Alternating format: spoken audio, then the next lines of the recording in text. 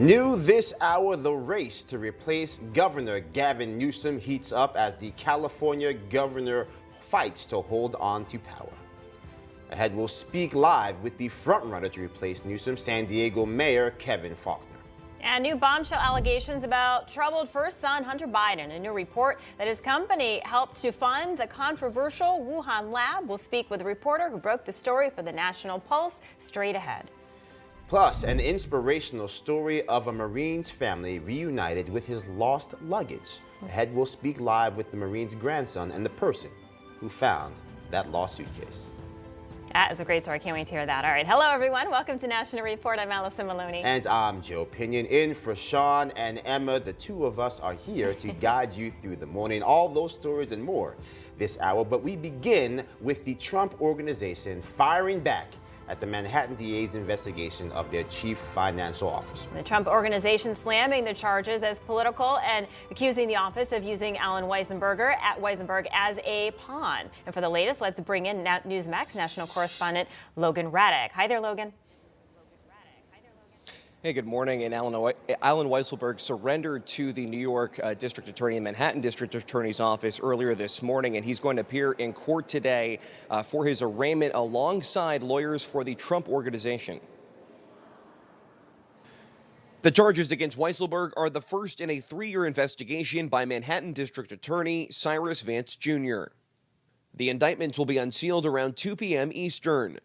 The taxi driver turned confidant worked for the Trump family for nearly 50 years and has a deep knowledge of the company's finances as CFO, overseeing day-to-day management of the Trump Organization while the former president was in the White House. Weiselberg allegedly paid employees off the books to avoid taxes, and the organization's also accused of paying for cars, apartments, and private school tuition. A Trump Organization spokesperson tells CBS, quote, Alan Weiselberg is a loving, devoted husband, father, and grandfather who has worked at the Trump Organization for 48 years. He's now being used by the Manhattan DA as a pawn in a scorched earth attempt to harm the former president. And the district attorney's indictment would be the first to charge the Trump Organization for conduct that occurred while the then future president led it. And Trump Organization lawyers met with the prosecutors Monday to urge them not to bring charges. And one of the Trump Organization lawyers, Rob Fischetti, told reporters that he says the former president is not out of the woods yet. But right now, these are charges that are being looked into for Weiselberg specifically and also the Trump Organization. Back to you. All right, Newsmax national correspondent Logan Raddick, thank you so much. And let's go live to London now, where Prince William and Harry are unveiling a statue that they had commissioned of their late mother, Princess Diana. And it's, it's something that, they've been talking about, Prince William, brother Harry, this statue that they, more than 20 years after her death, her son's unveiling the statue, what would have been her 60th birthday. This statue will reside in the gardens of her former home in London's Kensington Palace. And some wonder whether it will be the statue that everyone focuses on, or will it all eyes look for clues about the brothers' relationship. This is just the second time the two will be seen together since Harry stepped down from his royal role. So interesting to see what it looks like there. A lot of, obviously controversy going on with that family right now. It's just interesting because that statue is on land that technically speaking belongs to the public. Will anyone from the public be able to see the statue that sits on the stolen land paid for by taxpayer money?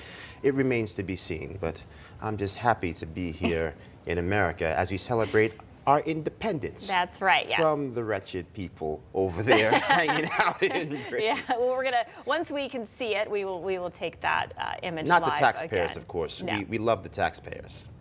All right, joining us next, all the way from the Golden State, is San Diego Mayor and Republican candidate for California Governor, Kevin Faulconer.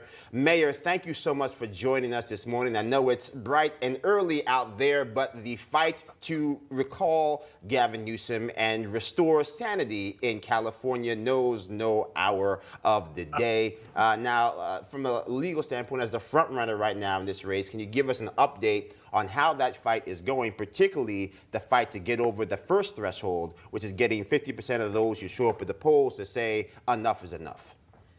Well, good morning, and I will tell you, there's a whole lot of enthusiasm for the fight out here in California. We got word, of course, several weeks ago that the recall officially qualified. Over 2 million Californians of all persuasions, all walks of life signed that recall petition. And so very shortly here, we're going to get an actual recall date. And I can tell you, the folks are energized. They are ready for a change at the top to actually have a real California comeback, because this referendum is absolutely, it's about Gavin Newsom's failures, and people are ready for a change. Now, I want to get to one of your key issues, obviously, the homelessness crisis that is impacting California, impacting the whole nation, really, but the epicenter being California. That is an issue that should not be partisan. It is a moral crisis as well as, again, just a quality of life crisis. Roughly 161,000 people in California without a home to call their own. Talk to us about the tent city environment that is sweeping all across your state. Well, look, unfortunately, you hit the nail on the head, and that's what we're seeing. We're seeing homelessness explode in our great state in California. And that's why I've really taken this head on, just as I did when I was mayor of San Diego. I did not allow tent encampments on the sidewalk in San Diego. We made a huge difference. In fact, we reduced homelessness by double digits. And we need that same type of compassionate yet firm approach statewide in California, which is why this week I unveiled my Streets to Shelter program. We have to say enough's enough. We have to give people the help and the support that they deserve, but we also have to insist on our quality of life and make sure that we enforce that quality of life and take back our public spaces for our families and kids. And so this is an issue that cuts across. It's not about partisanship. It's about common sense. And I think that this is why you're seeing, so many Californians who, when Gavin Newsom came out several years ago and self-appointed himself the homeless czar, has no action in California. In fact, the problem is getting worse. And so this is I think, a real flashpoint out here in California. And it's one that, I'm ready to address head on, and with the experience that I did as mayor. Right. Now, there's a quote that actually struck me from your website, wanted to share with our audience. It says, every time we drive down the freeway or walk through our communities, we see the human suffering enabled by California's ineffective homelessness policies. It's not progressive to let people live and die on the streets. I think, again, to our earlier point, this should not really be a partisan issue. I think people need to understand that the road to hell is often paved with the greatest of intentions, but right now, those policies are not only not working, they're actually harming the people they were intended to help. They are, and this is a real humanitarian crisis in California. And, you can drive all around our state and see it firsthand, unfortunately.